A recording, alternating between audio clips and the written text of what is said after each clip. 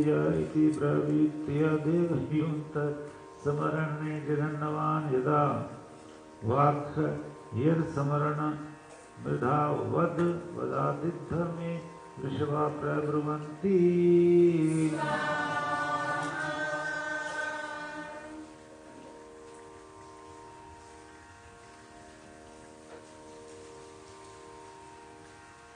ईश्वर की लीला ऐसी सी ज्ञान की बातें बड़ी हैं वेदों में कि जो कहता है कि मुझे कुछ आ गया तो ईश्वर कहता है नाम मात्र कुछ आया होगा। जो कहता मुझे भी अभी कुछ नहीं आता कहता इसको सब कुछ आ गया होगा ज्ञान। तो ये अभिमान और अहंकार मिटाने के लिए वेदों में बहुत ज्ञान दिया कि अपने आप को कुछ मत समझो। योगी भी अगर चलो समाधि हो भी जाता, मैंने कुछ दिन पहले ही बताया था, वो भी पूरी तरह से ईश्वर को नहीं जानता। वो ईश्वर में लीन हुआ है, आनंद में डूब गया है, ईश्वर के रूप को उसने देखा है। ना वो बताने लायक है और ना वो पूरी तरह से जानता, क्योंकि वो पूरी तरह से तब जानता है ना। अब बताना पड़ता थोड़ा बहुत है ना, कि जब वो अपनी बुद्धि और मन उसका खत्म हो जाता है, उसका अपना आपा भी खत्म हो जाता है। खत्म हो जाने का मतलब बुद्धि मन तो गया, लेकिन जीवात्मा जो है वो उसमें लीन होकर इतनी मस्त हो जाती है कि अपने स्वरूप को भूल जाती है। अब अपने को भूला हुआ जीवात्मा और अपनी मन बुद्धि को भी भूला हुआ जीवात्मा किससे जाने और क्या जाने। वो तो डेड हो जाता है उस समय, एक तरह से उसकी बॉडी भी डेड है, मन बुद्धि भी उसके पास नहीं है और उसको अपना रूप का भी पता नहीं कि मैं कौन हूँ। वो तो ईश्वर में लीन है, उसके आनंद में लीन है। तो वो क्या जानेगा ईश्वर को? बस वो यही जानता है कि उसका रूप ये है, बताएगा वो वेदों से बताएगा कि हाँ ये सत्य है, वेद सत्य है। ये तो योगी की बात कह रहे हैं, जो कुछ योगी अंदर देखता है वही भगवान कह रहा है, तो ये सत्य है। और ईश्वर ज्योति स्वरूप है, निराकार है, सारा बताता है वो, और आनंद में डूब जाते हैं। तो योगी भी पूरी तरह से नहीं जानता है, क्योंकि वो इतना जान गया कि कुछ जानने की उसी जरूरत नहीं, वो ब्रह्मावस्था पे चला जाता है आनंद में। तो बेकार का अभिमान कि मुझे वेद आ गए हैं या मुझे उपनिषदों का ज्ञान हो गया या मैंने इतने ग्रंथ पढ़ लिए हैं, ये सब नीचता और नीचता ही है। ये अक्षर बड़े अच्छे लगते हैं कि मन मस्त हुआ फिर क्यों बोले, क्यों बोले। तो यहाँ हम भी जो कुछ बोलते हैं मजबूरी में आप थोड़ा हमें कुछ ऐसा कर देते हो कि बताना पड़ता है। चलो ज्ञान हमें पता है, हमारा बताया हुआ ज्ञान जो है ना वो बेकार गया, ना किसी की बुद्धि में समझ में आता है और न कुछ। लेकिन सिचुएशन ऐसी आ जाती है कि कभी कभी कुछ समाधि के वाक्य मुँह से निकल पड़ते हैं, कभी कोई और सीक्रेट जरा सा निकल जाता है, तो हम जानते हैं कि न तुम्हारा किसी के समझ में आता। अच्छा बता भी दिया तो क्या होगा, किसी की समझ में नहीं आएगा और याद भी नहीं रहेगा। ये तो खुद ही अनुभव किया जाए।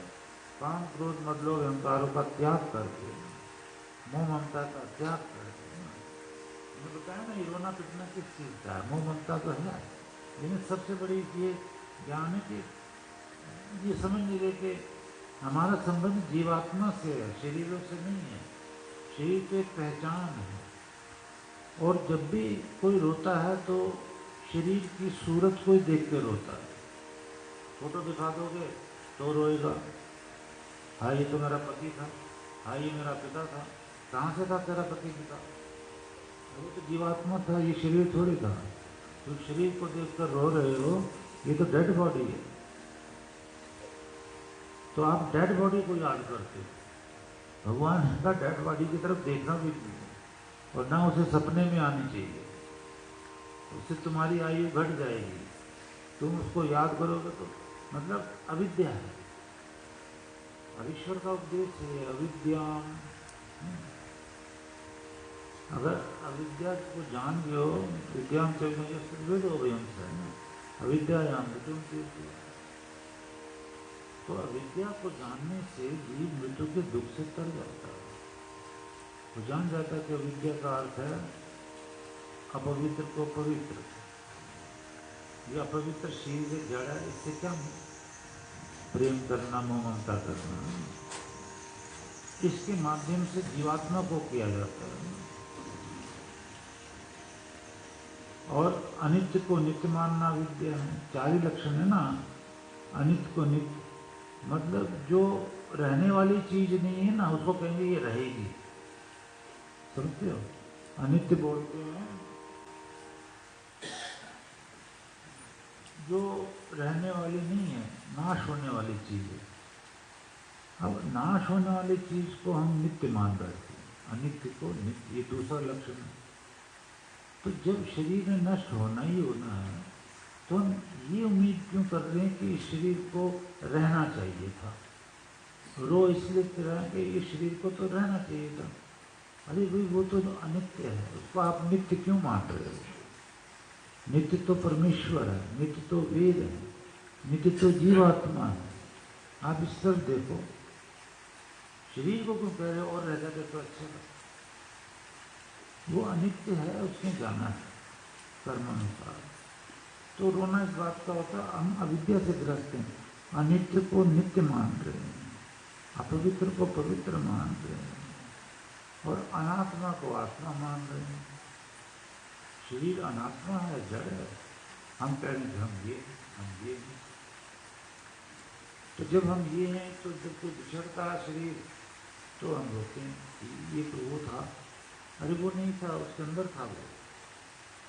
ये विद्या बड़ी मुश्किल आती है। चौथा लक्षण क्या है?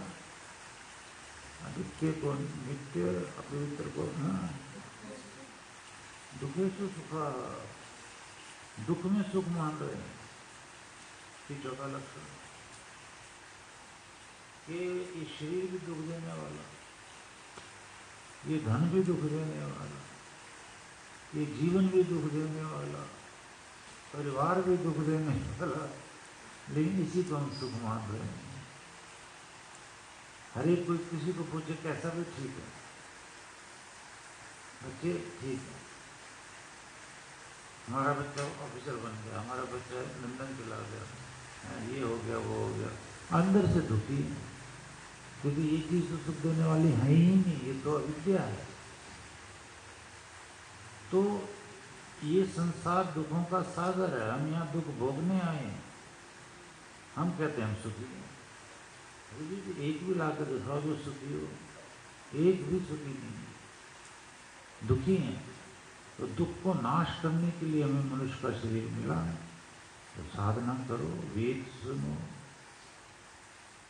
ये काम क्रोध मत लो, त्यागो, इंद्रियों को वश में करो, मोह ममता से दूर रहो, कर्तव्य पालन करो, इसे करना। तो जब हम ये जान जाते हैं अपनी अविद्या को, तो शरीर को जान जाते हैं, फिर कुछ भी होता रहे, इंसान मृत्यु के दुख से हट गया। खुद भी जब मृत्यु को प्राप्त होगा तो उसे पता है कि मेरा शरीर जा रहा है, मैं नहीं, मैं तो शरीर से निकल रहा हूँ। तो शरीर छोड़ने का मोह ममता भी नहीं है, दुख भी नहीं है, निकल जाता है, क्योंकि उसको ब्रह्म विद्या का ज्ञान है। और कौन सा मंत्र है? ओम। तो ये मैं इसलिए रुका नाम हूँ तम वीर जयती प्रभु प्रवृत्ति ना। कोई ये कहे कि मुझे ये ज्ञान हो गया, वो ज्ञान हो गया, तो कुछ नहीं हुआ, अभिमान कर रहे हैं।